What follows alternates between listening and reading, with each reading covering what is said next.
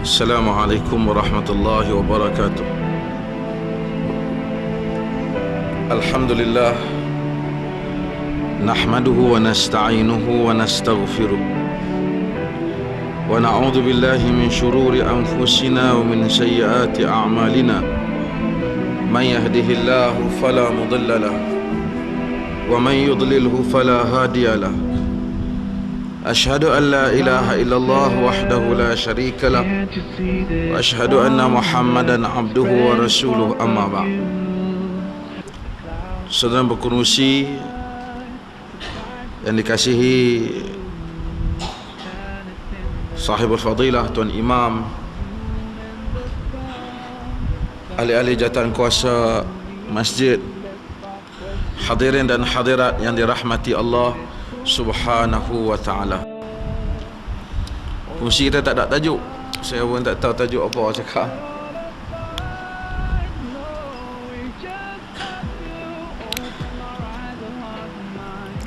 Saya ingat hadirin dan hadirat sekalian, kita insya-Allah saya bercakap separuh dan kemudian kita buka soal jawab separuh.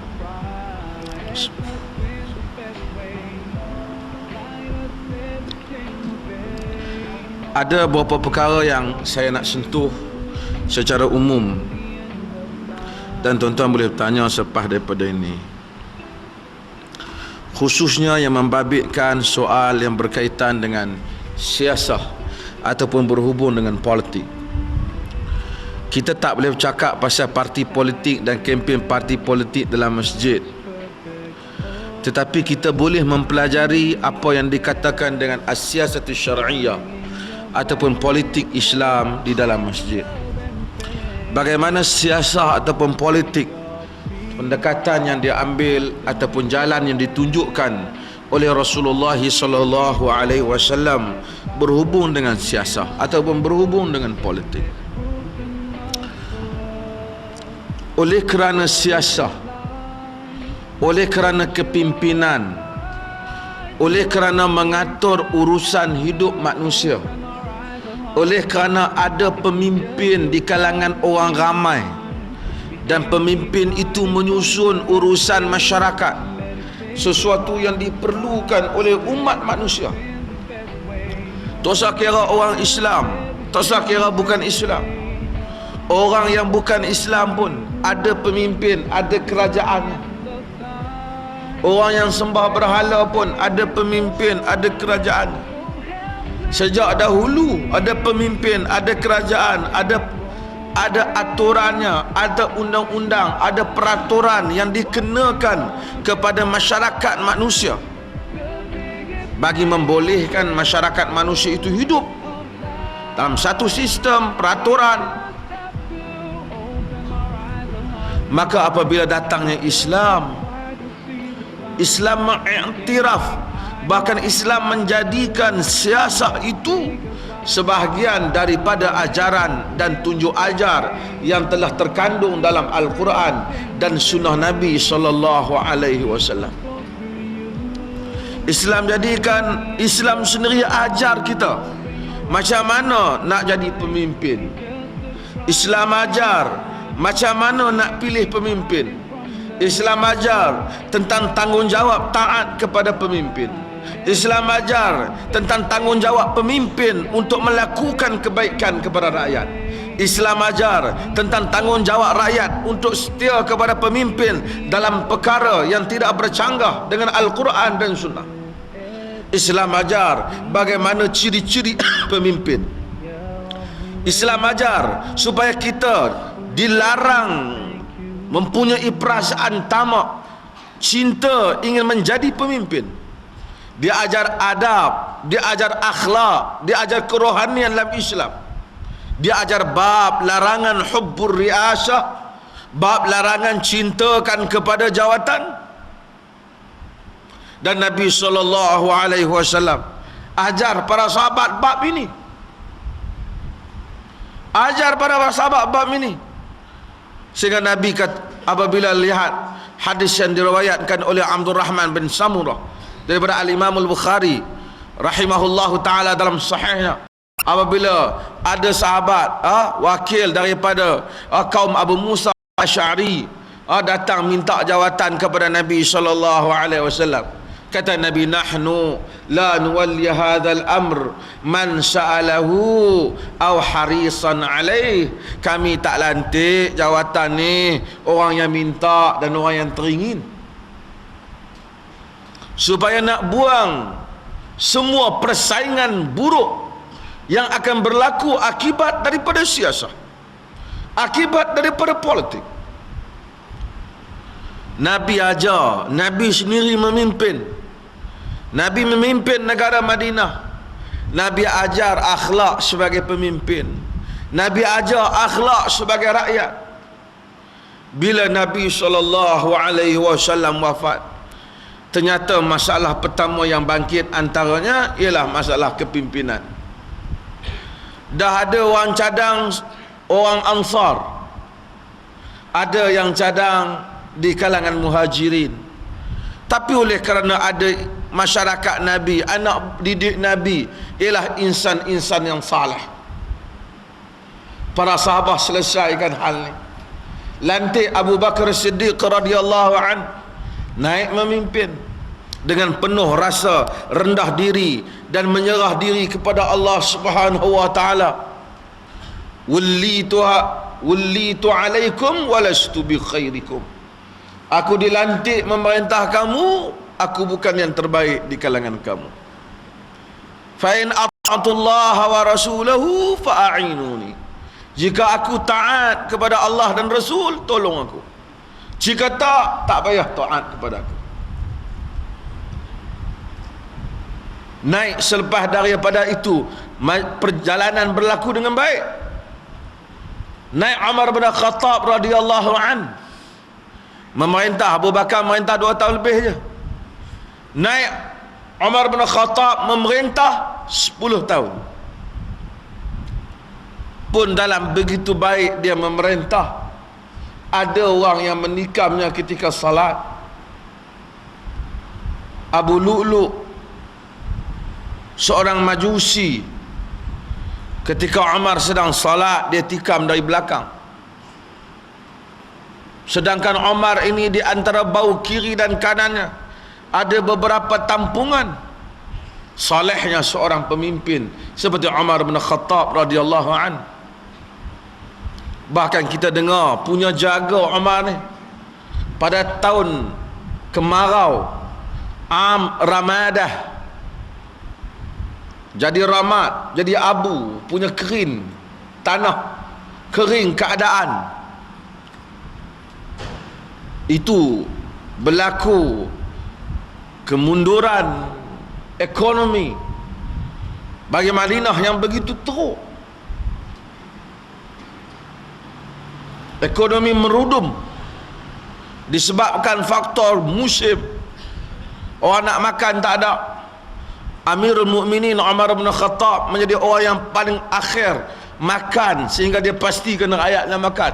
Salehnya Umar, sehingga Umar ini apabila tengok unta anaknya Abdullah bin Umar gemuk pun dia petikai.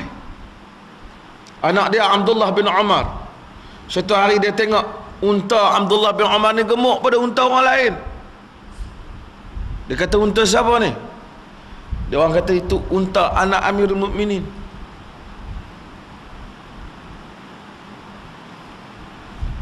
Dia orang tanya dia tanya pasal apa unta dia gemuk pada unta orang. Dia panggil anak dia. Dia kata, ini unta yang halal, dia beli dengan wang dia, tak ada kesamaran padanya. Umar kata Umar, unta itu gemuk kerana apabila unta itu jalan nak pergi minum di tempat minuman awam binatang ternakan, hima, orang akan kata, dahulukan unta anak Amirul Mukminin. Bila nak meragut rumput, orang akan kata, dahulukan unta anak Amirul Mukminin. Apa-apa pun, dahulukan unta anak Amirul Mukminin. Dia sendiri yang kata Umar. Maka gemuklah unta anak Amirul Mukminin. Wahai Abdullah bin Umar, kau jual unta ni. Dia kata tak, ni unta tak kau jual, kau ambil modal kau, hak baki kau bagi kat Baitul Mal. Padahal kalau anak dia bela pun tidak ada masalah. Betul saja. Bukan ambil hak orang, makan di tempat umum. Mungkinlah ada orang yang dahulukan, dah dia anak Amirul Mukminin, biasa saja. Tapi betapa Umar itu menjaga sebarang syubhah supaya tidak timbul kritikan kepada kepimpinannya. Pun begitu ketika dia salat, dia dibunuh. Amirul Mukminin Umar bin Khattab yang membunuh tu bangkitkan isu-isu berhubung dengan kepimpinan. Dan kalau kita pergi ke Iran, orang Iran meraihkan Abu Lu'lu' yang menikam Umar bin Khattab, Baba Syuja'. Orang Syiah sampai hari ini mendewakan pembunuh Umar bin Khattab. Dan kubur dia begitu besar, diraihkan, dibuat perayaan kerana berjaya membunuh Umar. Selepas daripada Umar bin Khattab, Uthman bin Affan memerintah 12 tahun, sehingga kepada usia lanjut 90 lebih Uthman. Umar pada akhir hayatnya dia sudah tak nak. Dia tengok rakyat sudah ramai, hati dia pun susah. Dia pulang daripada Mekah menunaikan haji, dia berkata, ya Allah, usiaku telah lanjut, tulangku semakin reput, semakin rapuh, dan rakyatku semakin banyak. Ambillah daku sebelum aku mencuaikan tugas. Sebulan selepas daripada itu dia dibunuh. Bila berlakunya pembunuhan Umar, berlaku krisis, perbincangan yang panas, siapakah yang layak untuk menggantikan Umar. Pemilihan 6 orang di kalangan ahli majlis syura, sehingga seorang demi seorang tarik diri, termasuk Abdul Rahman bin Auf, sehinggalah tinggal Uthman dan Ali. Lalu berlaku pungutan suara. Abdul Rahman bin Auf seakan menjalankan kerja Suruhanjaya pilihan raya. Pergi pungut suara, tanya, awak sokong siapa? Awak sokong siapa? Awak sokong siapa? Setelah dia ambil semua, walaupun tak adalah kiraan detail, tetapi secara amanah dia cula ke semua pendapat rakyat Islam di Madinah. Lalu dia buat kesimpulan bahawasanya orang menyukai Uthman untuk menjadi khalifah. Bila Ali dan Uthman datang, dia bertanya, adakah mereka kedua-duanya setuju dengan apa yang hendak dia umumkan daripada pungutan suara yang diambil daripada rakyat? Kedua-duanya setuju. Kata Abdul Rahman bin Auf, rakyat setuju dengan Uthman. Tuan-tuan, apabila kata rakyat setuju dengan Uthman, Abdul Rahman bin Auf bukan suatu orang yang buruk, orang yang dijamin kebaikannya, ahli syurganya oleh Rasulullah sallallahu alaihi wasallam. Membelanjakan harta bukan sedikit pada jalan Islam. Semua orang bila sebut Abdul Rahman bin Auf kenal dan kenang bagaimana sumbangan dia di dalam perjuangan Rasulullah sallallahu alaihi wasallam di sudut harta, insaf dan saleh. Sehingga satu hari apabila dia nak makan, Abdul Rahman bin Auf, pada zaman Rasulullah pun dah tidak ada, bila orang hidangkan makanan yang baik, bila dia makan dia menangis. Sebelum dia nak makan dia menangis. Orang yang hadir bertanya, ataupun orang yang menghidangkan makan bertanya, mengapa engkau menangis? Kata dia, akanku menangis kerana mengenangkan Mus'ab bin Umair. Mus'ab bin Umair ialah sahabat Nabi sallallahu alaihi wasallam, yang mana dia semasa duduk di Mekah adalah seorang pemuda yang terkenal dengan pakaian yang lawa, dengan bauan yang harum. Apabila Mus'ab lalu di mana lorong, maka orang akan tahu di situ lalunya Mus'ab bin Umair, sebab wanginya haruman yang dipakai oleh Mus'ab bin Umair. Tetapi apabila Mus'ab masuk Islam, berserta dengan Rasulullah, menjadi pendakwah, dia hantar oleh Nabi menjadi wakil dakwah di Madinah sebelum kedatangan Nabi SAW. Pada hari Mus'ab meninggal, apabila ditutup kaki Mus'ab nampak kepalanya, ditutup kepala nampak kakinya, kerana dia tidak memiliki kain yang cukup untuk menutupi jenazahnya. Pengorbanan yang diberikan untuk Islam yang tidak diberikan oleh orang lain selepas daripada itu. Abdul Rahman bin Auf insaf, menangis mengenangkan para sahabat yang telah pergi sebelumnya, sedangkan dia juga adalah orang yang berkorban hebat.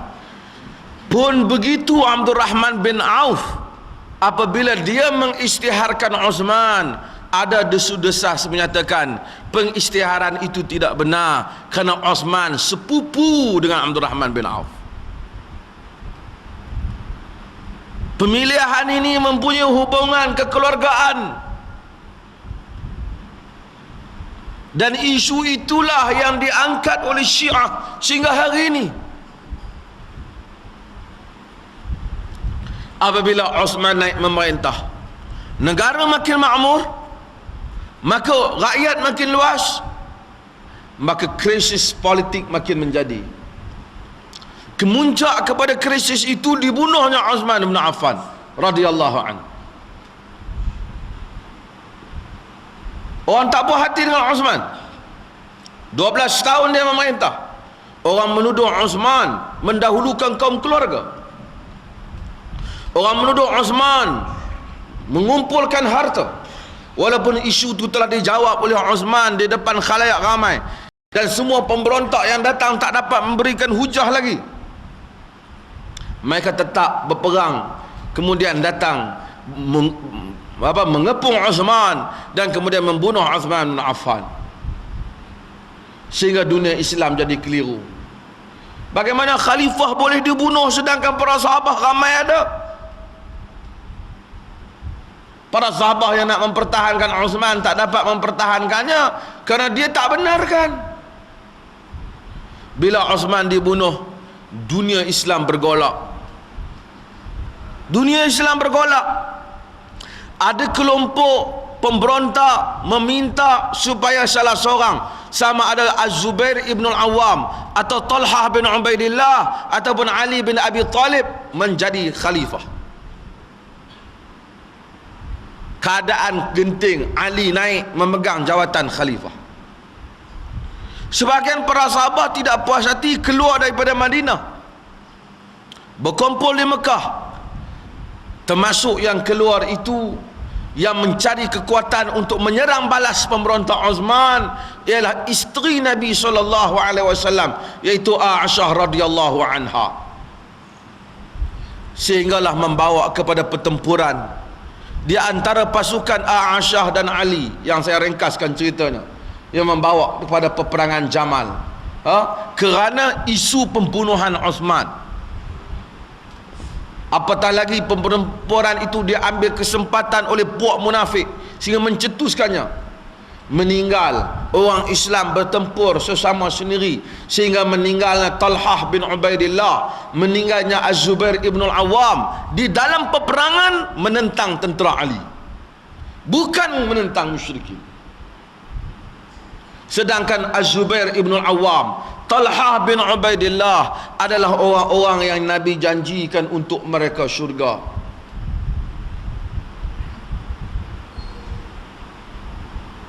Az-Zubair ibn al-Awwam, orang yang sentiasa menjadi pengawal Nabi SAW. Setiap Nabi ada pengawal, dan pengawalku Az-Zubair ibn al-Awwam, kata Nabi.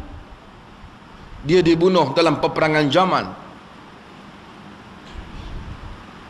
Talhah yang sentiasa apa-apa saja pergi ke hadapan untuk membela Nabi, sehingga apabila pedang Talhah itu dibawa kepada Nabi, dibawa kepada Ali selepas peperangan Jamal, Ali sendiri menangis. Ali kata, sentiasa pedang ini menghilangkan duka cita di wajah Rasulullah sallallahu alaihi wasallam.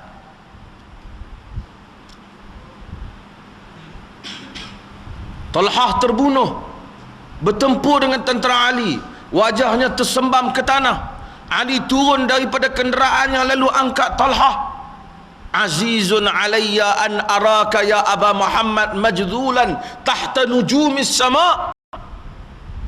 Amat berat perasaanku ini untuk melihat engkau dibunuh di bawah bintang-bintang langit, wahai Aba Muhammad.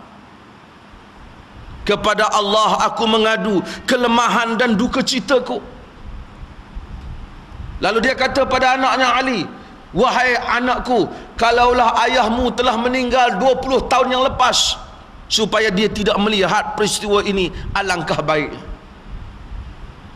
Kata Al-Hasan, wahai ayah, telah kunasihatkan engkau jangan keluar bersama dengan angkatan tentera, maka inilah akan berlaku. Ali masa awal keluar, dia tak sangka akan berlaku pertempuran, sekadar nak berbincang dengan pasukan Aisyah.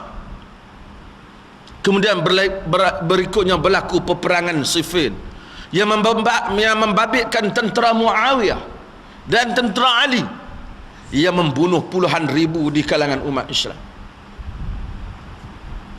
Hasil daripada pertempuran itu juga maka melahirkan mazhab Syiah pro Ali yang sampai wujud sehingga hari ini. Mazhab ni semua menyatakan Ali yang betul. Ini semua berpunca daripada Abu Bakar yang merampas kuasa Ali. Sepatutnya hari itu khalifah kena bagi ke Ali. Pasal apa bagi Abu Bakar? Ali sepupu Nabi, yang Nabi wasiatkan, dan berbagai hadis palsu muncul. Isu kekeluargaan dibangkitkan. Dikatakan bahawasanya pemerintahan adalah warisan kekeluargaan, iaitu warisan keluarga Rasulullah sallallahu alaihi wasallam. Munculnya puak Khawarij yang tak mau sokong Ali dan tak mau sokong Uthman, tak mau sokong siapa? Kata semuanya kafir dan sesat. Kita kena ada pihak yang ketiga tak sokong pokok dua-dua ni. Puak Khawarij itu muncul, lalu mereka bertempur dengan Ali, bertempur dengan Muawiyah. Ali sendiri pada akhir hayatnya minta supaya Allah mengambil nyawanya. Kalau sekiranya kematian itu lebih baik untuknya dibandingkan dengan hidup untuk menguruskan rakyat yang begitu susah. Sehingga terkenal Ali dengan kata-katanya bila ditanya, pasal apalah zaman kau ni Ali, tak jadi macam zaman Abu Bakar dan Umar, kacau bilau kau memerintah. Maka Ali kata, kerana mereka itu memerintah orang sepertiku dan aku terpaksa memerintah orang seperti kamu. Selepas daripada itu, dunia Islam agak tenteram apabila anak Ali, Al-Hasan, yang mengambil jawatan itu, mengambil jawatan khalifah yang beberapa bulan tu, menyerahkan kuasa secara aman kepada Muawiyah bin Abi Sufyan yang dinamakan dengan Amul Jamaah, tahun Jamaah, tahun perpaduan. Maka terbentuklah kerajaan orang Islam. Kerajaan selepas itu dinamakan dengan kerajaan Al-Umayyah, kerajaan Umawi, kerana dikuasai oleh keluarga Umawi, iaitu Muawiyah dan kaum keluarganya. Pun daripada satu sudut tidak begitu tepat. Bagaimana kerajaan diwarisi oleh kaum keluarga, sedangkan Islam menyatakan al-amru bainahum, Islam memerintahkan syura di antara mereka. Al-amru bainahum syura bainahum, pemerintahan di antara mereka itu mesti syura, dilantik secara syura, akhirnya dilantik secara warisan. Cuma negara orang Islam kelemahan pada sistem pelantikan, tapi kerajaan itu berjalan. Empayar Islam makin dibuka, satu persatu bumi ditakluki oleh umat Islam. Ulama-ulama Islam berkembang besar dan pesat. Pemerintahan Islam maju, dunia orang Islam dibuka. Kemudian berlaku pertarungan, perebutan kuasa. Kaum keluarga Bani Abbas. Bani Abbas ni keturunan pak nakan Nabi, Al-Abbas bin Abdul Muttalib, Ibnu Abbas. Mereka ni semua dah tak ada, tapi anak cucu cicit mereka yang terdiri daripada orang-orang yang tamakkan kuasa, seperti Abu Abbas As-Saffah. Mereka ni mari dan mereka pula mendakwa bahawasanya yang layak menjadi kepimpinan ini ialah kami, kerana kami ada hubungan, kami sepupu Nabi. Lalu berlaku penumpasan kuasa. Abu Abbas As-Saffah, pemengasas kepada kerajaan Abbasiyah, terkenal sebagai seorang menumpah darah, termasuk mengancam untuk membunuh Al-Imam Al-Auza'i. Dia mengorek kubur khalifah-khalifah Bani Umayyah, kecuali kubur Umar bin Abdul Aziz. Dendam puluhan, dah sampai 100 tahun yang lepas pun dia dendam, kerana padanya pada masa tersebut kuasa patut diberikan kepadanya. Naik pemerintah Abbasiyah, zalim dan kejam. Pun begitu lama-lama warisan mereka ramai yang baik, masih lagi menguasai dunia Islam dengan baik. Ada yang terpengaruh dengan Mu'tazilah. Kemudian jatuh Abbasiyah disebabkan berbagai faktor, perpecahan di kalangan mereka, perebutan kuasa dan berbagai-bagai lagi. Maka sehinggalah kerajaan orang Islam ni muncul berbagai-bagai jenis. Sehinggalah tuan-tuan, kerajaan yang akhir ialah Khalifah Uthmaniyah, Turki, Banu Uthman yang menguasai dunia orang Islam. Banu Uthman yang menguasai dunia orang Islam ni Turki, dan dia pun akhirnya ditumbangkan dengan perubatan kuasa di kalangan orang Islam sendiri yang menganut pahaman sekular, iaitu Mustafa Kemal Atatürk di Turki. Penjajah masuk dalam dunia orang Islam. Orang Islam mempunyai rekod yang begitu panjang. Penderitaan orang Islam kebanyakannya berhubung dengan perebutan siasat. Bila penjajah masuk, orang Islam mula memberikan perhatian, percaya kepada penjajah. Mula-mula lawan, terutama British, apabila masuk dalam negeri-negeri orang Islam, dia cuba bagikan ajaran dia. Antara ajaran British yang besar yang kita warisi ialah apa yang dinamakan dengan demokrasi. Demokratus. Walaupun demokrasi ini pada beberapa sudut dia menyamai ataupun hampir sepakat dengan apa yang Islam kehendaki, supaya pemerintah menghormati suara rakyat, supaya pandangan orang ramai didengari. Islam menghormati pandangan orang ramai, tetapi pandangan orang ramai bukan pemutus kepada benar ataupun salah. Pandangan orang ramai boleh diterima dalam perkara-perkara yang membabitkan kemaslahatan umum. Umpamanya, kita nak bubuh cat masjid kampung kita, kuning ke hijau muda ke, ramai sokong hijau muda, kita buatlah hijau muda, tak ada masalah. Kita nak lantik, nak buat masjid kita lebar mana, kawasan mana, nak lantik jawatan kuasa ramai mana, nak lantik pengurusi siapa dia, ini tidak ada masalah. Pengurusi kampung siapa dia. Tapi perkara yang telah dinaskan oleh agama, maka tidak ada suruh orang ramai. Orang yang layak menjadi imam, aqra'uhum li kitabillah, orang yang paling boleh membaca kitab Allah. Orang ramai nak seorang lagi, dia tak apa boleh baca Quran, tapi dia suka kat dia. Seorang lagi boleh baca Quran, peribadinya baik, dia pun tak suka kat dia. Seorang orang ramai tak boleh mengatasi sunnah Nabi.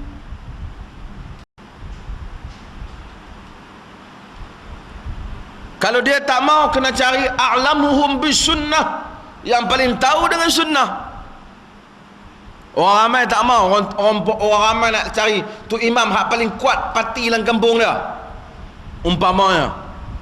Itu pendapat orang ramai, tetapi sunnah sudah memutuskan.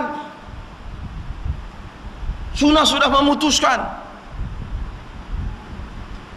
Orang ramai kata dalam negara kita ini arak boleh, umpamanya, kerana Macam di Selangor ada kasbet besar, oleh kerana rakyat tidak bantah, maka itu tidak apa.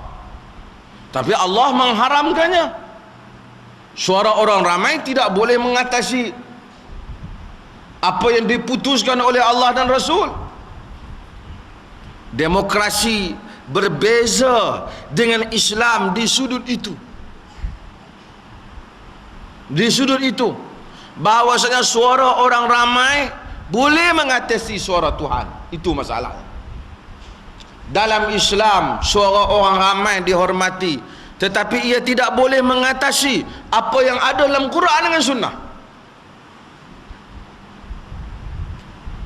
Dalam demokrasi, bila diwujudkan persaingan, siapa saja nak bersaing boleh bersaing. Maka akhirnya kita benar-benar terjebak dengan demokrasi ini tanpa mengambil ruh kepada Islam, ruh Islam. Maka kita tengok dalam negara kita umpamanya timbulnya politik wang. Sebab kesemuanya keinginan, hasrat untuk menjadi pemerintah. Apabila ada pemilihan parti-parti tertentu ataupun apa-apa tertentu, wang ditaburkan, bukan manusia mengeluarkan kebijaksanaan akalnya, ketajaman mindanya, kemampuan dia untuk memberikan pandangan kepada rakyat, kemampuan dia untuk memimpin, keluhuran akhlaknya. Itu semua tidak menjadi tajuk, tapi yang menjadi tajuk ialah siapa yang dapat mengumpan pengundi dengan lebih banyak atau mengumpan pemilihan dengan wang yang lebih banyak, maka dia akan mendapat tempat. Sebab persaingan demokrasi, tidak ada lagi cerita hadis Nabi bahawasanya kecintaan kepada jawatan itu ialah sesuatu yang dikeji oleh agama. Maka berlaku persaingan. Apabila berlaku persaingan, seseorang yang nak kepada jawatan, kegilaan jawatan mengambil tempat, dan orang nak pada jawatan, untuk dapatkan jawatan itu manusia kena belanja duit banyak. Bila dia kena duit banyak, dia sudah dapat jawatan, dia juga akan kebas harta-harta yang banyak. Sebab nak bayar balik modal dia dah belanja banyak. Dan dia tidak boleh menjadi ahli politik kalau duit dia sikit. Kerana orang bergantung dengan dia bukan kerana dia bijak, bukan kerana dia soleh, bukan kerana dia warak, bukan kerana dia jujur, tapi kerana dia boleh memberikan wang dan dia boleh memberikan duit kepada setiap yang meminta. Maka setiap orang politik dikenali dengan banyaknya duangnya, hebatnya keretanya, hebatnya rumahnya, hebatnya duitnya, ramainya pengikut dia yang mana berkhidmat di atas wang. Negara menjadi kacau. Harta negara menjadi pertaruhan kepada persaingan untuk mendapatkan kuasa, dan kuasa yang dapat itu digunakan untuk membayar balik modal yang digunakan untuk merebut kuasa.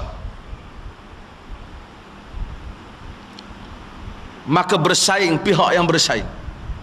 Itu di dalam yang mendapat kuasa, maka bersaing dengan pihak yang bersaing, sehingga membentuk parti-parti politik.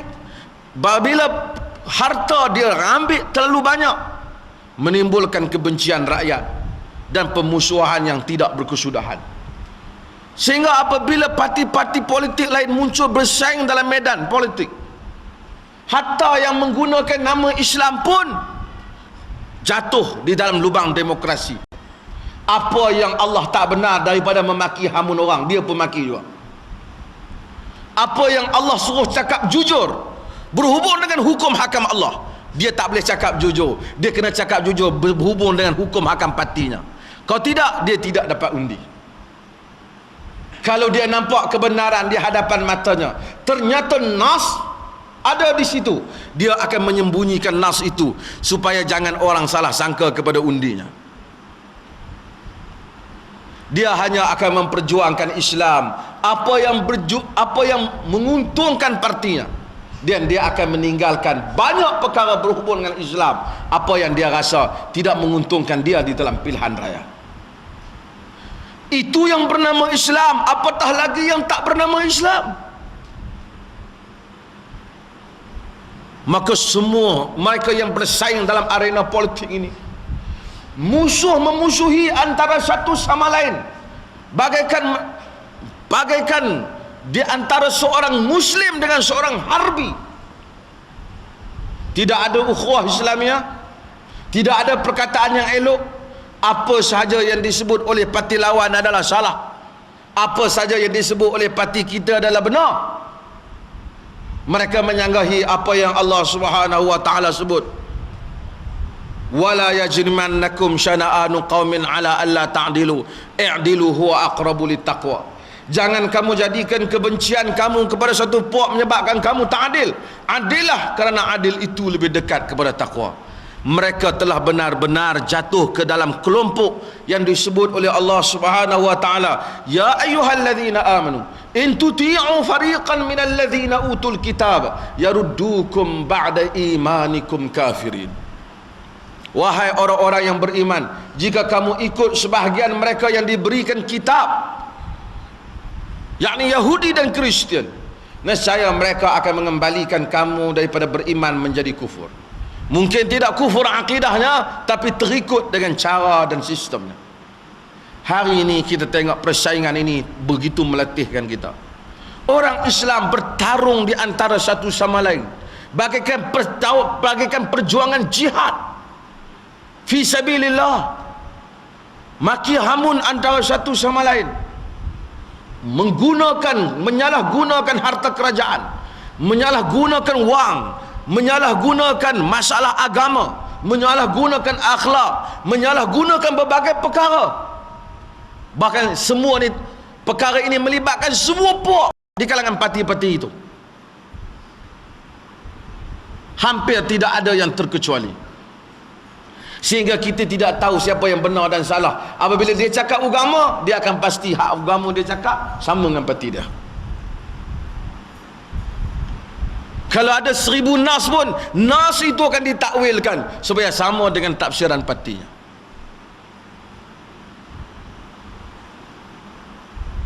Semuanya ini kita telah berlaku dalam negara kita ini, dan jika dibiarkan lagi, mereka akan bertarung lagi. Yang menguntungkan, duka cita negara ini adanya ramai orang bukan Islam juga. Orang Islam bila bertarung, dia sudah melupai tentang masa depan diri dia dan umat dia. Dan inilah masalah yang tuan-tuan semua saya jadikan mukadimah untuk kita bincang tentang bahayanya sistem ini jika kita terus anuti. Hendaklah semua orang kembali hidup di bawah etika yang sebenar kepada siasat Islam yang diajar oleh Rasulullah sallallahu alaihi wasallam. Kita banyak kerusuh politik tu, kerusuh politik ni TV. Kita tak banyak dedahkan etika politik di dalam Islam, disiplin berpolitik, adab bersiasah di dalam Islam. Masjid pun tak berani buat, takut orang tuduh terlibat dengan politik. Mufti-mufti pun tak berani cakap, takut tak sambung kontrak, kan? Dan berbagai-bagai lagi. Sebab itu maka hadirin dan hadirat sekalian, sedangkan masalah ini getir. Inilah masalah yang mesti dikemukakan pada era ini. Mengajar semula yang dikatakan as-siyasah asy-syar'iyyah. Ramai orang kata politik Islam ni hukum potong tangan pencuri. Tak. Itu hukum bagi hukuman kesalahan jenayah. Tapi siasah Islam ini luas, berhubung dengan akhlak. Di dalam merebut, kalau nak bersaing kuasa, ada akhlaknya. Nak bercakap kepada pengundi, kalau nak suruh undi, ada akhlaknya. Sekarang kita tak dengar benda ni. Semua orang ada lesen kelas A untuk maki orang kalau dia duduk atas gelanggang politik. Yang tipu pun dia boleh tipu.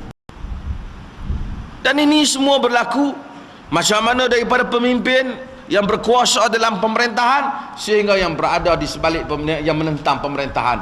Mereka seakan-akan penyangak dan penyamun dalam bidang ni. Yang susah ialah orang Islam, dan orang awam jadi mangsa. Setiap hari saya orang hantar email, orang telefon, tak tahulah pendilah macam mana lah ni. Tak tahulah nak buat macam mana lah ni.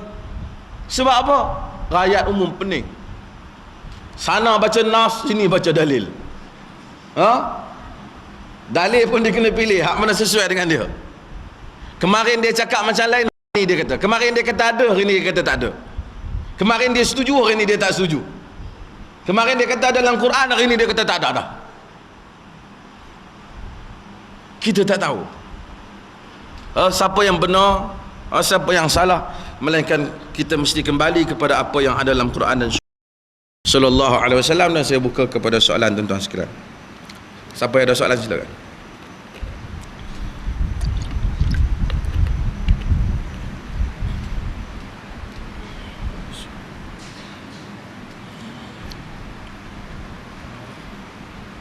Ya. Assalamualaikum.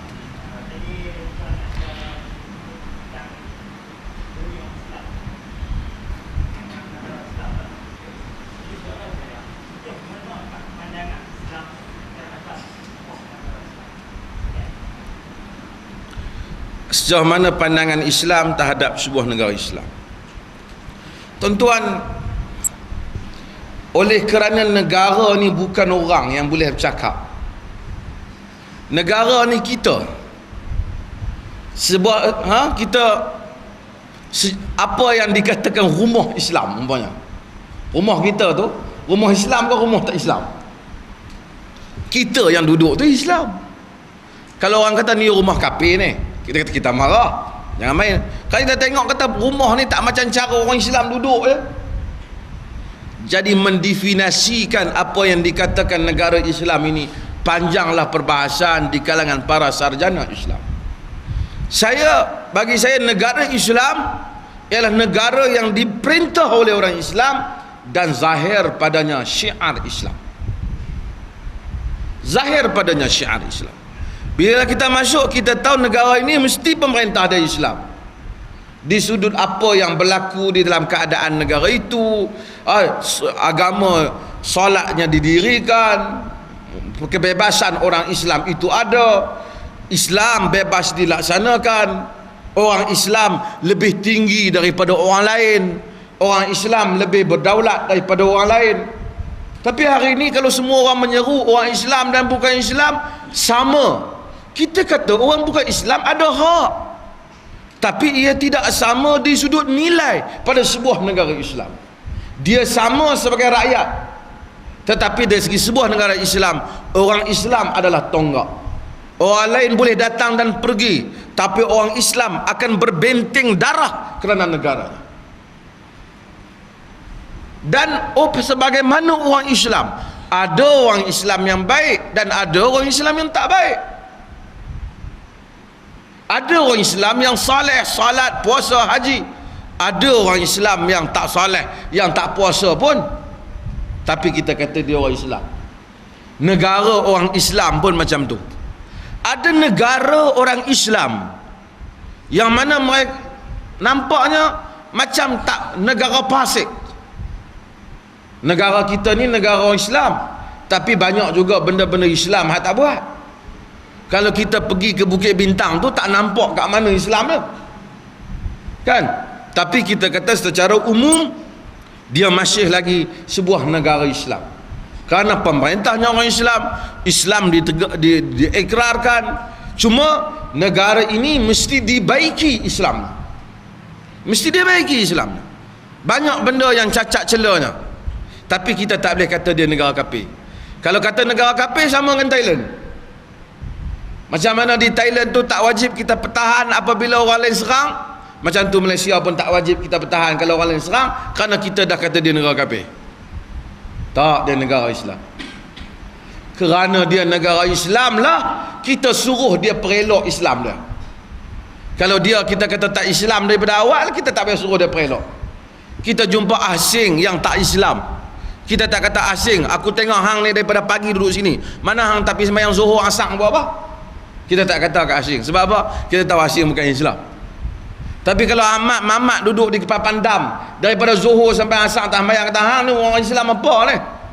Tak sembahyang lah, kita marah dah. Sebab kita tahu dia Ahmad Islam. Kita tak suruh kerajaan Thailand melaksanakan Islam pasal kita tahu dia bukan Islam, tapi kita suruh kerajaan Malaysia melaksanakan Islam sebab kita tahu dia Islam. Sebab kita tahu dia Islam. Ada soalan?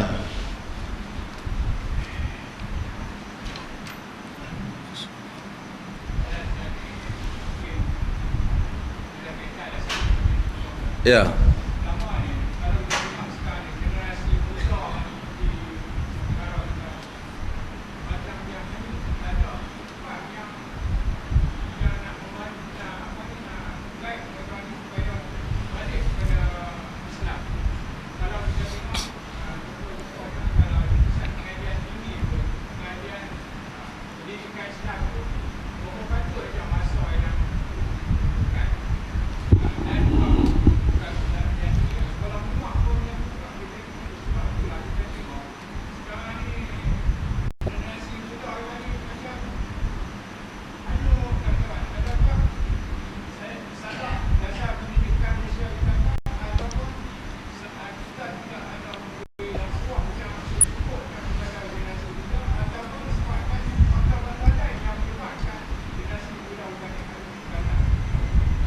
Kerajaan ada slogan untuk membaiki generasi muda, tapi kerajaan tidak ada kesungguhan untuk membaiki mereka.